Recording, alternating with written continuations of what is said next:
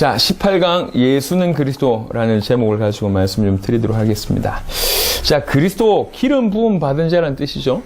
여러분 아시겠지만 구약 성경에는 세 종류의 사람한테만 기름 부어줬습니다. 그래서 몇 강 전에는 선지자가 기름 부음 받은 그런 증거, 왕에게 기름 부음 받았던 그런 증거, 그 다음에 제사장이 기름 부음 받았던 여러 증거를 찾아봤습니다. 이제 동일하게 기름 부음 받은 자는 그 세 가지 역할을 감당하는 메시아란 의미를 그냥 단순히 선지자한테 기름 부어주고 왕한테 기름 부어 받아주고 이런 걸 넘어서서 원래 메시아라고 하는 뜻의 기름 부음 받은 자라는 이런 표현이 구약 성경에 몇 구절 있습니다. 그러니까 그 기름 부음 받은 자가 이 그리스도 메시아라는 어떤 그런 표현들이 아예 그 속에 담겨져 있는 그런 것을 의미하는 성경 구절이 몇 구절이 있는데요. 한번 확인해 보도록 하겠습니다. 그리스도 기름 부음 받은 자, 그냥 신학적인 답이 아니라 성경이 실제로 기름 부음 받은 자를 메시아로 얘기하고 있음을 몇 구절을 통해서 확인했으면 좋겠습니다. 시편 2편 2절에 보면 세상에 군왕들이 났으면 관원들이 서로 꾀하여 여호와와 그의 기름 부음 받은 자를 대적하며 라고 얘기할 때 이 기름 부음 받은 단순히 어떤 왕이나 선지자나 제사장의 어떤 일부를 얘기하는 것이 아니라 그 세 가지 사역을 완벽하게 감당한 메시아를 뜻한다고 볼 수 있겠죠. 이 구절은 시편 45편 7절에 보니까 왕은 정의를 사랑하고 악을 미워하시니 그러므로 하나님 곧 왕의 하나님이 즐거움의 기름을 왕에게 부어 왕의 동료보다 뛰어나게 하셨나이다. 이 부분도 그냥 왕이라고 해석을 할 수도 있지만 왕의 동료보다 뛰어나게 하셨다. 최고의 왕이다. 라고 하는 부분에 있어서 이 기름 부음 받은 자는 메시아를 뜻한다고 해석할 수가 있습니다. 이사야 61장 1절에 보니까 주 여호와의 영이 내게 내리셨으니 이는 여호와께서 내게 기름을 부으사 가난한 자에게 아름다운 소식을 전하게 하려 하심이라. 나를 보내서 마음이 상한 자를 고치며 포로된 자에게 자유를, 갇힌 자에게 노임을 선포하며 라고 얘기합니다. 이 구절은 예수님 당신이 인용한 성경 구절입니다. 언제 이 본문을 인용했는지 혹시 기억나실지 모르겠는데 세례 요한이 감옥에 갇히죠. 그래서 세례 요한이 감옥에 갇히면서 의심이 들어오기 시작합니다. 과연 저분이 메시아가 맞을까? 그래서 밑에 있는 제자를 보내죠. 당신 메시아 맞습니까? 라고 물어볼 때 세례 요한한테 가서 이렇게 얘기해라 라고 하면서 인용했던 구절이 요 구절입니다. 예. 가서 얘기해라. 지금 가난한 자에게 복음이 전해진다. 그리고 마음이 상한 자를 고치며 포로된 자에게 자유를, 갇힌 자에게 노임이 선포된다. 가서 얘기해라. 이렇게 얘기합니다. 요 구절이. 그래서 여기서 기름을 부음 받은 자, 요 표현은 메시아를 뜻한다고 100% 설명할 수가 있습니다. 다니엘 9장 24절에 보면 네 백성과 네 거룩한 성을 위하여 이런 이래를 기한으로 정하였으니 허물이 그치며 죄가 끝나며 죄악이 용서되며 영원한 의가 드러나며 환상과 예언이 응하며 또 지극히 거룩한 이가 기름 부음을 받으리라. 이 다니엘이 이제 메시아에 대한 예언을 노골적으로 하고 있는 장면입니다. 그래서 이 지극히 거룩한 이가 기름 부음을 받으리라. 당연히 이 메시아에 대한 100% 예언이죠. 그때는 허물이 그친대요. 죄가 끝나고 죄악이 또 용서되고 영원한 의가 드러나고 환상과 예언이 성취되고 응하고 이런 일이 이제 벌어진다고 합니다. 구약 성경에 기름 부음 받은 자는 메시아다라고 하는 노골적으로 확인할 수 있는 구절이 요 구절들입니다. 그래서 이 그리스도는, 이 기름 부음 받은 자는 뭐 하는 존재냐?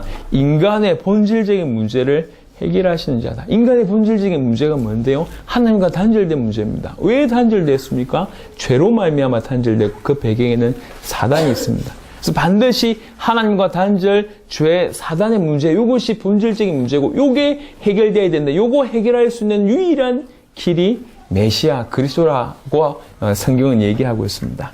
사무엘상 2장 10절에 보니까 여호와를 대적하는 자는 산산이 깨어질 것이라. 하늘에서 우레로 그들을 치시리로다. 여호와께서 땅끝까지 심판을 내리시고 자기 왕에게 힘을 주시며 자기의 기름 부음을 받은 자의 뿔을 높이시리로다 하니라. 사단의 문제를 해결하신 참된 왕으로서의 기름 부음 받은 자를 설명하고 있습니다. 여호와를 대적하는 자는 산산이 깨어질 것이다. 우레로 그들을 치실 것이다. 땅끝까지 심판을 내리실 것이다. 이 모든 부분에 사단을 이기신 참된 왕 그리스도에 대한 부분을 설명하고 있습니다. 다니엘 9장 25절을 보니까 그러므로 너는 깨달아 알지니라 예루살렘을 중건하라는 영이 날 때부터 기름 부음을 받은 자 곧 왕이 일어나기까지 7이레와 62이레가 지날 것이요 그 곤란한 동안에 성이 중건되어 광장과 거리가 세워질 것이며 지금 다니엘에게 환상을 보여주면서 설명하는 그런 내용이 다니엘서 9장인데요. 그 9장에 있는 내용입니다. 기름 부음 받은 자 곧 왕이 일어날 것이다 라고 얘기합니다. 왕 대신 그분이 사단의 문제를 해결하실 것이다. 두 번째는요. 레위기 17장 11절에 이 메시아가 오셔서 무슨 일을 할 것이냐 우리의 죄의 문제를 해결할 것이라고 예언했습니다. 육체의 생명은 피에 있음이라 내가 이 피를 너희에게 주어 제단에 뿌려 너희의 생명을 위하여 속죄하게 하였나니 생명이 피에 있으므로 피가 죄를 속하느니라. 여러분 잘 알고 있는 구절입니다. 생명이 피에 있으므로 피만이 죄를 속할 수 있다고 얘기합니다. 이게 하나님의 법이었어요. 다니엘 9장 아까 읽었던 25절 다음입니다. 26절 그 기름 부음 받은 자가 올 것인데 62일의 후에 기름 부음을 받은 자가 끊어져 없어질 것이며 뭘 얘기하는 거죠? 죽으실 것이란 거죠. 왜 죽으십니까? 우리의 죄의 문제를 위해서 죽으실 것을 이렇게 예언한 겁니다. 끊어져 없어질 것이며 장차 한 왕의 백성이 와서 그 성읍과 성소를 무너뜨리려니와 그의 마지막은 홍수에 휩쓸림 같을 것이며 또 끝까지 전쟁이 있으리니 황폐할 것이 작정되었느니라. 이 한 왕은 메시아를 뜻하는 게 아닙니다. 반대편에 있는 존재를 뜻하는 거죠. 그래서 기름 부음을 받은 자가 끊어져 없어질 것이다 라고 얘기합니다. 십자가 지실 것을 이렇게 예언합니다. 우리의 죄의 문제를 해결하는 참 제사장의 역할을 감당하실 것이다 라고 해석할 수 있습니다. 세 번째는 신명기 18장 15절을 보니까 하나님과 단절된 문제를 해결할 메시아로 오실 것을 얘기합니다. 네 하나님 여호와께서 너희 가운데 네 형제 중에서 너를 위하여 너희 가운데 네 형제 중에서 너를 위하여 나와 같은 선지자 하나를 일으키시리니 너희는 그의 말을 들을지니라. 참 선지자가 오실 것이다. 이사야 7장 14절 그러므로 주께서 친히 징조를 너희에게 주실 것이라. 보라 처녀가 잉태하여 아들을 낳을 것이요 그의 이름을 임마누엘이라 하리라. 임마누엘 하나님이 우리와 함께 하시다는 뜻입니다. 하나님과 우리를 함께 하실 그 일을 감당하실 분이 오실 것이다. 호세아 13장 14절을 보니까 내가 그들을 소울의 권세에서 속량하며 사망에서 구속하리니 사망아 네 재앙이 어디 있느냐 소울아 네 멸망이 어디 있느냐 뉘우침이 내 눈앞에서 숨으리라고 얘기하고 있습니다. 이 소울은 지옥을 의미하는 그런 부분입니다. 지옥의 권세라고 표현할 수 있죠. 지옥의 권세에서 또 사망에서 구속한다고 얘기하죠. 하나님과 함께 있는 것이 생명이고 하나님과 단절된 게 죽음이잖아요. 그렇죠. 하나님과 함께 있는 것이 생명이고 하나님과 단절되는 것이 죽음이고 지옥입니다. 요 죽음의 문제, 지옥의 문제를 해결한다는 얘기는 하나님을 만나서 생명을 준다고 하는 요 표현으로 이해될 수 있습니다. 그 선지자가 와서 지옥의 권세 해결할 것이고 사망의 문제 해결할 것이다. 그 얘기를 하는 겁니다. 그래서 얘기하는 거죠. 사망아 네 죄악이 어디 있냐? 소울아 네 멸망이 어디 있느냐 이렇게 얘기하는 겁니다. 고린도전서 15장과 굉장히 사망아 네가 쏘는 것이 어디 있냐 네가 이기는 것이 어디 있냐 그 구절과 상통하는 구절입니다. 메시아가 오셔서 참 선지자로 오셔서 사망의 권세 지옥의 권세를 해결하실 것이다. 참 선지자 역할을 감당하실 것이다 라고 얘기하는 곳이 이유예요. 그래서 이번에 봤던 이 그리스도 기름 부음 받은 자는 기름 부음 받은 자라는 것이 노골적으로 설명된 것을 먼저 설명을 했고 두 번째는 그 기름 부음 받은 자는 그 메시아는 사단의 문제 또 이 죄의 문제 하나님과 단절된 문제를 해결할 참된 왕 참 제사장 참 선지자로 오실 것이다. 성경 여러 군데에 너무 많아요. 그 많은 성경 구절 중에 몇 구절을 여러분한테 소개하고 있는 겁니다. 얼마나 풍성한지 몰라요. 이 풍성한 성경 구절이 있는데도 불구하고 우리가 성경의 눈을 돌리지 않고 이렇게 나름 정리된 그것만 전부인 줄 알고 1, 2, 3 그건 아닙니다. 성경 전체가 그 얘기를 하고 있는 거죠. 그 그리스도는 그 기름 부음 받은 자는 이 세 가지 문제를 해결할 뿐만 아니라 인간의 모든 문제를 해결하시는 분입니다. 인간의 모든 문제 해결자라는 구절은 없어요. 하지만 성경 구절을 통해서 얼마든지 이분이면 당연히 인간의 모든 문제를 해결하실 수 있냐 있지 않냐라고 유추할 만한 당연히 그렇게 해석될 수밖에 없는 성경 구절은 숱하게 많습니다.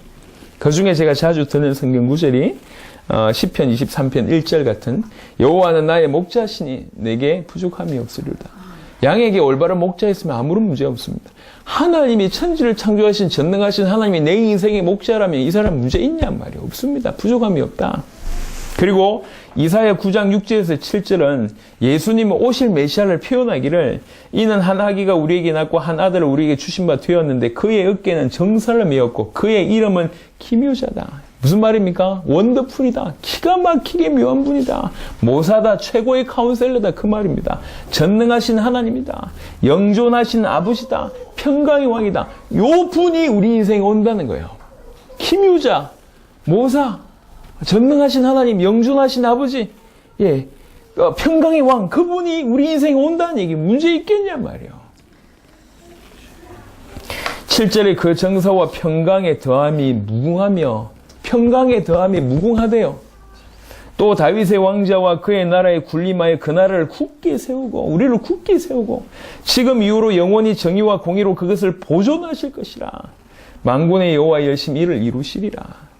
예수는 그리스도 모든 문제 해결자라는 표현 없습니다. 하지만 그리스도께서 우리 인생에 오시면 모든 문제가 끝날 뿐만 아니라 이거는 당연하고 그분이 우리 인생에 오시면 주실 복들이 성경에 너무 많이 예언되어 있습니다.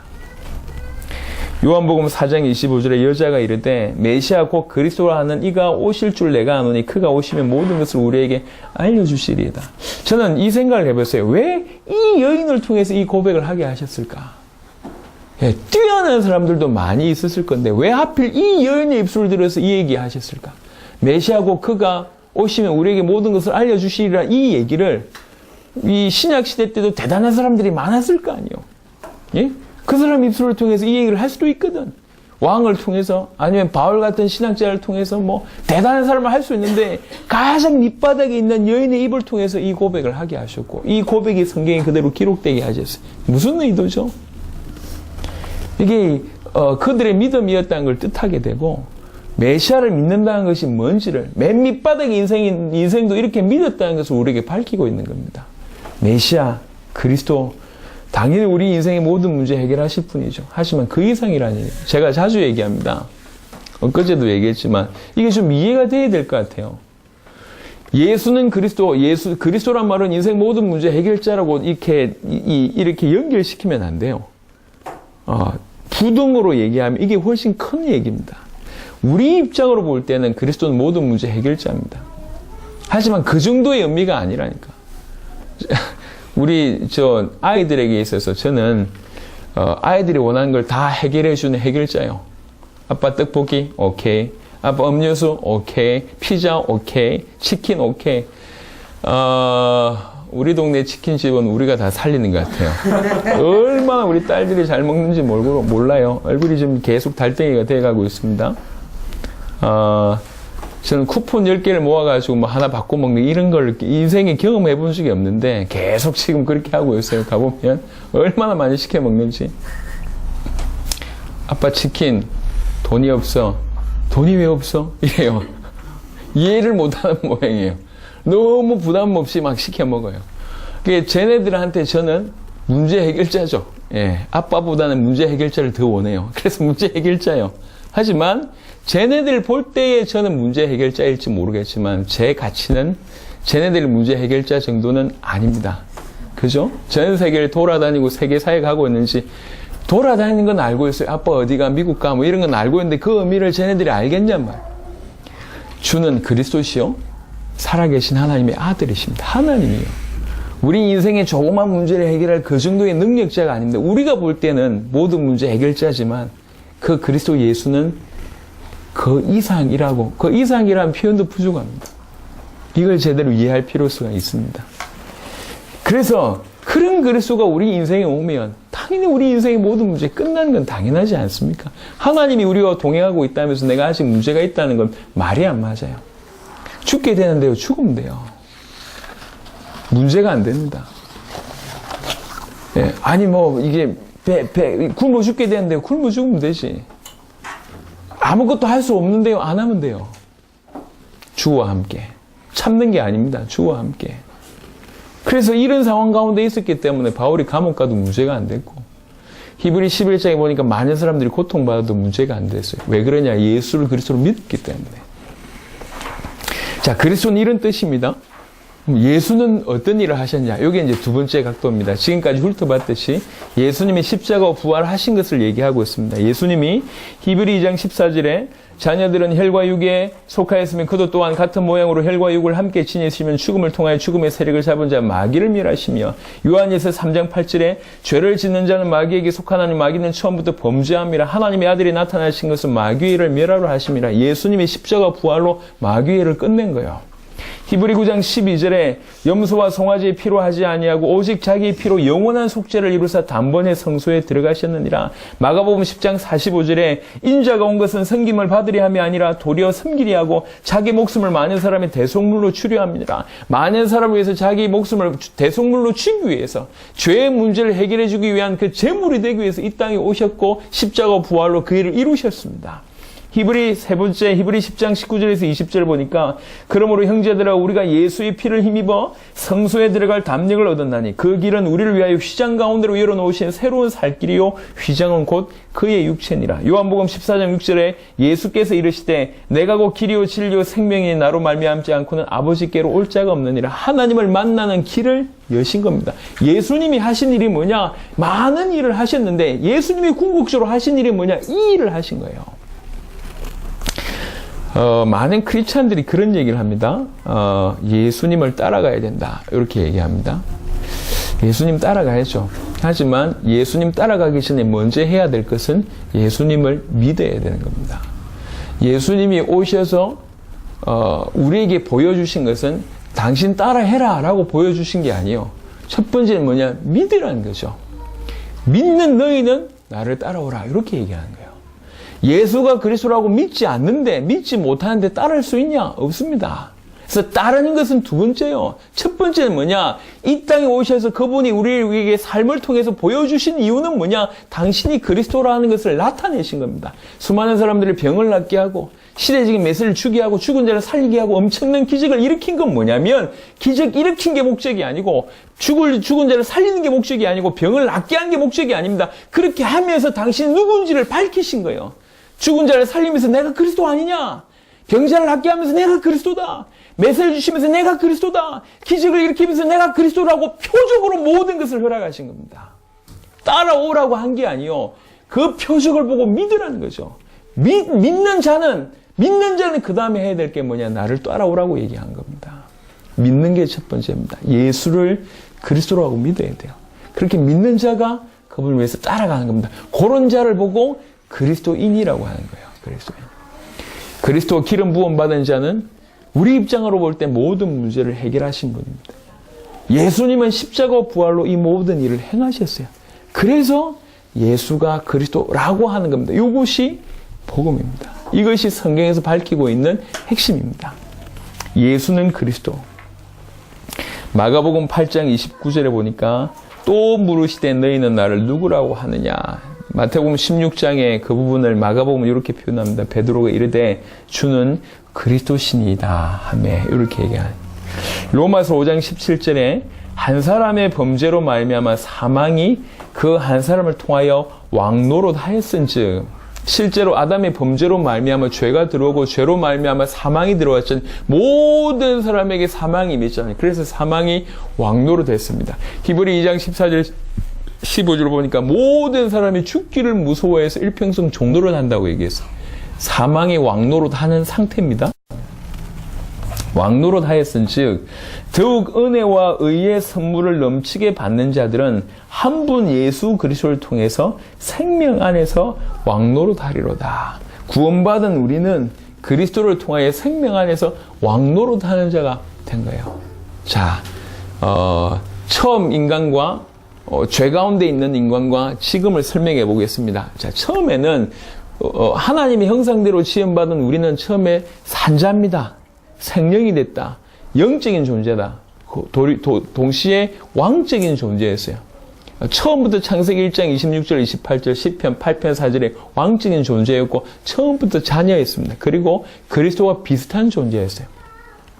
이 존재가 사단으로 말미암아 범죄하여 하나님과 단절된 순간부터 이게 180도 바뀌었어요. 180. 살아있던 존재가 죽었고, 왕이었던 존재가 종이 되고, 하나님의 자녀가 사단의 자녀가 되고, 그리스도와 비슷한 존재가 적그리스도 비슷하게 돼버렸어요. 동시에 요게 예수가 그리스도라고 믿으심으로 말미암아 다시 회복됩니다. 종되었던 우리가 왕 같은 존재들, 사단의 자녀였던 우리가 하나님의 자녀가 되고, 죽었던 우리가 살게 되고, 적그리스도 같았던 우리가 그리스도인이 되는 거죠. 이게 동시에 모든 축복을 받았던 존재가 모든 것을 잃어버렸다가 지금 모든 것을 회복한 이런 일이 벌어져요. 이런 대표적인 케이스가 사실은 성경에서는 욥을 통해서 우리에게 밝힙니다. 모든 것을 엄청난 그걸 가지고 있다가 한꺼번에 다 잃었다가 짧은 시간에 회복시키고 이 구원을 뜻하거든요. 모습을 이렇게 보여주는 거예요. 로마서 8장 1절에서 2절에 보니까 그러므로 이제 그리스도 예수 안에 있는 자에게는 결코 정죄함이 없나니 이는 그리스도 예수 안에 있는 생명의 성령의 법이 죄와 사망의 법에서 너를 해방하였습니다. 과거 완료형을 자주 씁니다. 자세하게 보면 해방될 것이라고 얘기하지 않았습니다. 해방하였습니다. 이게 복음입니다. 에베소 2장 5절에서 6절 보니까 허물로 죽은 우리를 그리스도와 함께 살리셨고 너희는 그 은혜로 구원을 받은 것이라 또 함께 일으키사 그리스도 예수 안에서 함께 하늘에 앉히시니 보세요. 죽었던 우리를 살리셨고 지금 일으키셨고 그리고 마지막에 하늘에 앉히신다. 우리에게 일어난 완벽한 축복 내지는 구원을 다 뜻합니다. 허물로 죄로 죽었던 우리가 그리스도와 함께 지금 살리심을 받았고 또 함께 일어났고 일으키고 그 다음에 함께 하늘에 앉히게 될 겁니다. 과거, 현재, 미래가 모든 것이 끝났다라고도 해석할 수 있는 대목이지만 굳이 그렇게 해석하지 않아도 죽었던 우리가 살리심을 받고 지금 함께 일으키심을 받고 그러고 나서 이제 영원한 하늘나라에 함께 앉히심을 미래가 완벽하게 보장된 겁니다. 사람들이 왜 이렇게 힘들게 살죠? 불안해서 그렇습니다. 뭐가 불안하죠? 미래가 불안해서 그래요. 그 모든 미래의 불안을 끝냈습니다. 고린도후서 5장 17절에 보니까 그런즉 누구든지 그리스도 안에 있으면 새로운 피조물이라 이전 것은 지나갔으니 보라 새 것이 되었도다. 참 잘 알고 있는 구절인데요. 복음을 알면 알수록 이게 너무 다가오는 거죠. 그렇지. 우리는 좀 변화된 존재가 아닙니다. 좀 상태가 나아진 존재가 아닙니다. 그렇게 보시면 안 됩니다. 성경은 새로운 피조물이라고 얘기하고 있습니다. 완전히 새로운 피조물. 쿠바에 가면 예전 차들, 아주 낡은 차들인데 아주 이렇게 그때는 굉장히 값비쌌던 차들이 굴러다녀요. 이렇게 오픈카 있잖아요. 뚜껑 없는 너무 화려하게 만든. 그걸 다 관광객들이 막 타고 돌아다니거든. 그런 차를 만약에 한국에 가져왔다. 이게 대박일 것 같아요. 근데 안에 부품은 전부 다 바뀐 겁니다. 껍데기는 비슷하지만 다 바뀐 거예요. 그런 거 하나 들고 오면 정리할 것 같은데, 한국 땅을. 그래서 쿠바에서 차 한 대 사가지고 와가지고 안에 싹 내부 바꾸고 하려고 그러면. 근데 이게 엄청 비싸요, 쿠바의 차가. 그거와 마찬가지로 비슷한 것 같아요. 하지만 안에 게 모든 것이 바뀐 겁니다. 좀 변화됐다라고 성경은 얘기하지 않았습니다. 우리는 그렇게 자꾸 믿고 싶어 하는데 성경은 그렇게 얘기하지 않습니다. 새로운 피조물이라고 얘기해요. 에베소 1장 3절에서 12절은 그리스도에 대해서 가장 풍성하게 설명하는 구절 중에 하나입니다. 이걸 좀 묵상해 보세요. 그냥 우리 모든 문제 해결자 이 정도가 아니라는 거예요. 너무 어마어마한 축복이 예수 그리스도 안에 있다는 거죠. 찬송하리로다. 하나님 곧 우리 주 예수 그리스도의 아버지께서 그리스도 안에서 하늘에 속한 모든 신령한 복을 우리에게 주시되, 사실은 청량할 수가 없어요.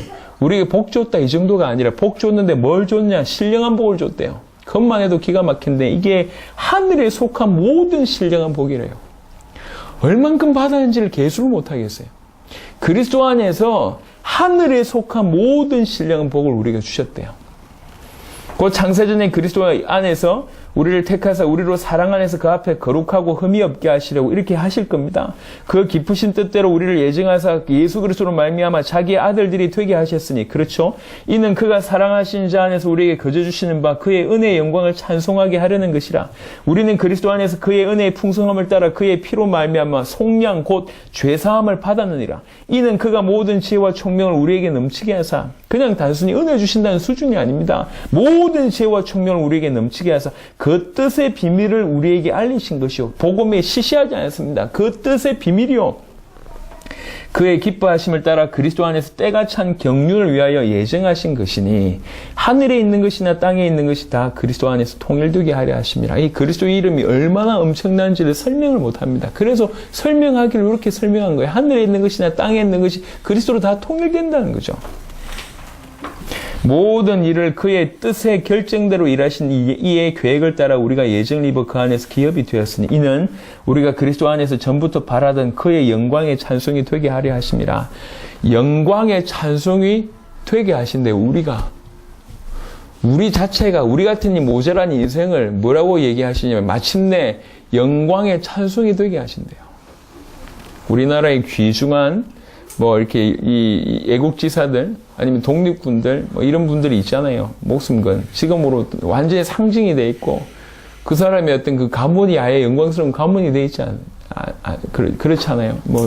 목숨 걸고 투쟁하신 분들 아니면 이런 큰 일을 감당하시고 이런 분들이 있잖아요.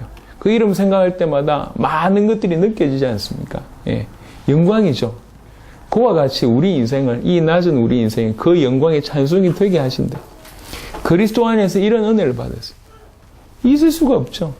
어떤 책 중에는 성자가 된 청소부 이런 책이 있기도 하지만 청소부였다가 갑자기 성자가 됐대. 마치 그와 비슷한 것 같습니다. 우리가 우리를 알잖아요. 우리 주제에 뭘 할 수 있겠습니까? 근데 우리 같은 인생을 들어서 하나님께서 모든 하늘에 속한 신령한 복을 주고 죄사함을 받게 하시고 그 기쁘신 뜻대로 뜻의 비밀을 깨닫게 하시고 하늘에 있는 것이나 땅에 있는 것이나 통일되는 그리스도의 비밀을 깨닫게 하시고 마침내 그의 기업이 되게 하시고 그의 영광의 찬송이 되게 하신대. 이 모든 것이 그리스도 안에서 이런 복을 준 겁니다. 모든 문제 끝났다 이 정도가 아니라니까.